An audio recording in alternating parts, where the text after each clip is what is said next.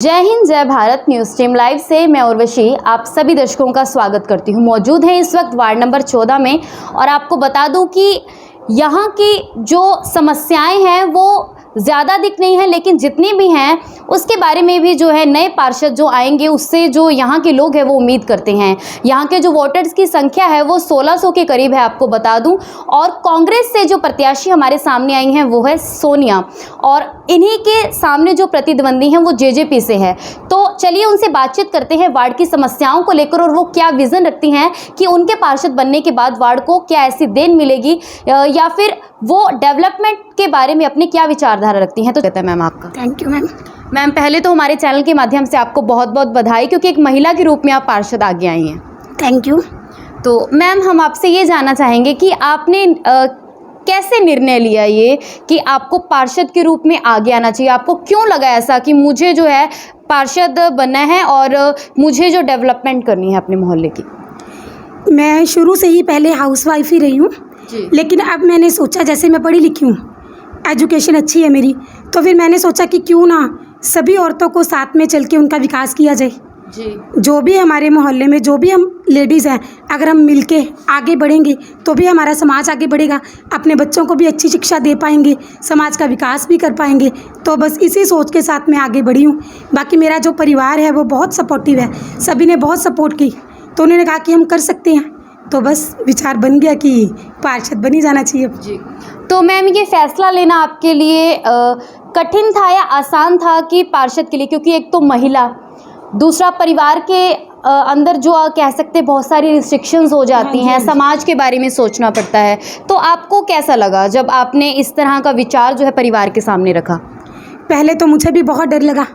जैसे सबसे पहले जब बात आई कि अब की बार हमारा जो वार्ड है वो महिला रिजर्व है, ठीक है, तो ये बात आई, तो जब प्रपोजल आया मेरे आगे कि हमने इसके लिए चुनाव लड़ना है, तो बहुत सोचा मैंने।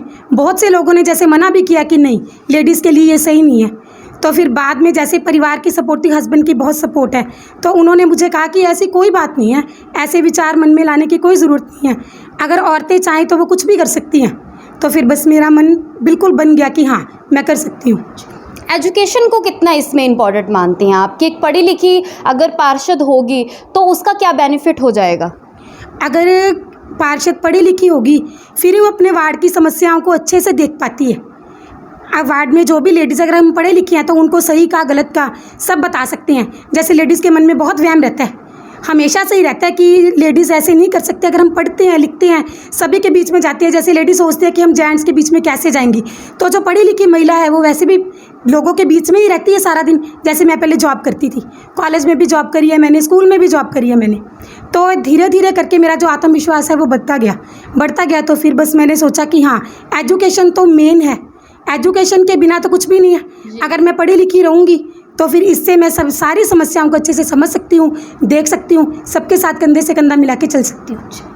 तो सोनिया जी, क्या आप समस्याएं अपने वार्ड में देखती हैं कि जिनका अभी तक जो है समस्याओं का निवारण नहीं हो सका और अब पार्षद बन के आप उनका निवारण करना चाहेंगी? वैसे तो मैम हमारा वार्ड नंबर 14 विनोद बांसल जी के अंदर आता है, तो बहुत कम समस्याएं हैं हमारे वार्ड में, बहुत ज़्यादा नहीं है, लोग बहुत खुश हैं उनसे। लेकिन फिर भी जैसे आवारा पशु हैं वो घूमते रहते हैं, वो मिलजुल के उस समस्या का समाधान किया जाएगा। वो हमारी अकेले वार्ड की समस्या नहीं है, सारे वार्डों की वही समस्या है। एक ये जो रेलवे डिग्गी वाला है, ये इनको बंद करवा के, ये बहुत बड़े स्केल का काम है, सिर्फ एक वार्ड नहीं कर सकता, लेकिन हाँ अगर हमारा चेयरमैन भी हमारा ही बनता है तो फिर हम इस समस्या को अच्छे से आगे अपनी बात भी अच्छे से रख सकते हैं, विधायक जी के आके भी रख सकते हैं, सभी को बोल के तो इसको बंद करवा के अच्छा सा एक पार्क बना सकते हैं। मैम जैसे वार्ड नंबर 14 के लोगों से जब हमारी बातचीत हुई थी तो लाइट डिम को लेके काफ़ी समस्या के बारे में उन्होंने बताया कि एक तो गर्मी बहुत है, दूसरा लाइट डिम बहुत रहती है, तो इस समस्या को आप कैसे देखती हो और कैसे इसका हल करवाएंगी?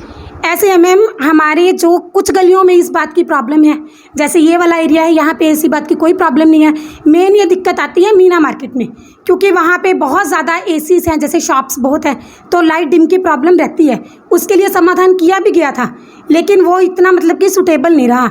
हम इस बात को आगे रखेंगे और इस बारे में बहुत चर्चा करने के बाद देखेंगे कि कैसे इस समस्या का समाधान किया जाए। अब भी ध्यान Yes. देंगे। तो मैम अब रही बात है कंपटीशन की, जैसे कि आपके सामने भी एक और प्रत्याशी हैं जो जेजेपी से हैं, तो आप अपने आप को कहाँ पर देखती हैं कि मोहल्ले वाले आपको क्यों जो है वोट करेंगे, या फिर आपको क्यों लगता है ऐसा कि लोग आपका साथ देंगे? सबसे पहले तो ये है कि मेरा मुकाबला किसी के साथ नहीं है, खुद के साथ ही है जी। जो भी हमने करना है। बाकी ये है कि जैसे जिस मोहल्ले में हम रहते हैं, ठीक है, वहाँ पे हमारी जो बोलबानी है, हम जैसा लोगों के साथ व्यवहार करते हैं, हम तो उसी के मुताबिक देखते हैं, क्योंकि अभी हमने किया तो कुछ भी नहीं है। जब पार्षद बनेंगे करेंगे तो तब तो बस यही बात है, जो हमारा व्यवहार है तो उससे लगता है कि लोग हमें ही वोट करेंगे। जी। तो मैम आपकी डीलिंग कैसी है? जैसे कि आपने जैसे ही दाखिल करवाया अपना नाम पार्षद के लिए, तो लोगों के कैसे व्यूज़ मिले आपको, मोहल्ला वासियों के? जैसे बातचीत होती है बाहर, तो आपको अभी से क्या लगता है उनसे बातचीत करने के बाद? ये है जैसे बहुत लोग हमारे साथ हैं, सभी हमारा साथ दे रहे हैं, सभी को लगता है कि हाँ मैं कुछ ना कुछ ज़रूर उनके लिए करूँगी, तो वह सब मेरे साथ ही हैं। तो ये हमारी बातचीत थी वार्ड नंबर 14 से सोनिया जी से, जिन्होंने अपने विज़न के बारे में बताया कि अगर वो पार्षद बनती हैं तो समस्याओं के निवारण के साथ साथ वो एक दिन भी जो है वार्ड नंबर 14 को देंगी। उसमें मैं आपको बता दूं कि उन्होंने पार्क की बात की है, और ये एक बहुत बड़ी बात है कि एक एजुकेटेड महिला जो वार्ड को आगे डेवलप करने के बारे में सोच रही है, इसी के साथ महिलाओं के विकास के बारे में, उनकी शिक्षा के बारे में भी उन्होंने बातचीत की है। तो आने वाला समय बताएगा कि जो ये सियासत का आउट है वो किस करवट बैठता है, लेकिन अभी से जो पार्षद है वो तैयारी में है लोगों से। लेकिन लाइव अपडेट्स के लिए हमारा चैनल न्यूज़ टीम लाइव से आपको इसी तरह से जुड़े रहना होगा। आपके साथ मैं हूँ उर्वशी।